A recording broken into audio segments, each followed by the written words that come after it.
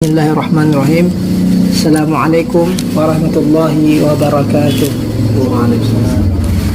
Alhamdulillahirabbil alamin. Alhamdulillahilladzi anzala burujan wa ja'ala fiha sirajan wa qamaran munira.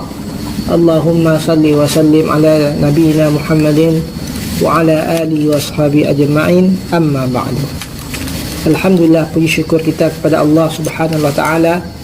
Pada malam hari ini, malam Khamis, kita masih berada dalam naungan Allah Subhanahu wa taala dalam melaksanakan solat maghrib berjamaah. Salawat dan salam selalu kita sampaikan, kita perbanyak kepada Nabi kita Muhammad sallallahu alaihi wasallam.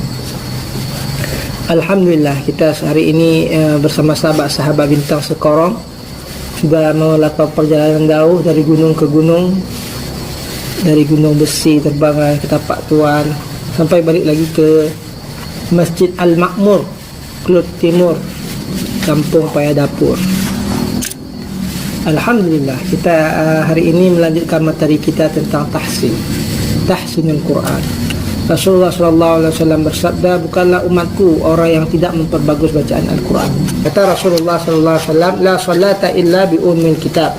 Tidak ada solat kecuali membaca surat Al-Fatihah, atau la salata illa bi fatihatil kitab. Tidak ada solat kecuali dengan membaca surat Al-Fatihah. Jadi memang Al-Fatihah ini penting. Banyak mungkin orang-orang, siapa saja, saya sendiri gitu, kalau tidak diulang-ulang dengan bagus, rasanya selalu nanti ada aja miringnya nanti. Nah, memang Al-Fatihah ini harus kita tahsin, dan kita tidak boleh malu. Kalau kita ada syekh itu kan, syekh beliau mau dengar Al-Fatihah, kita perbaiki aja. Mungkin hari ini dapat sama guru yang ini diperbaiki, sama syekh nanti lebih bagus lagi gitu. Jadi jangan malu-malu untuk selalu memperbaiki Al-Fatihah kita.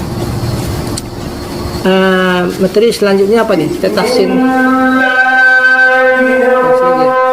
Okeylah, insya-Allah pertemuan berikutnya kita akan tahsin tentang surat Trikul ya. 3 kul itu. Insya-Allah. Mungkin malam ini cukup sekian.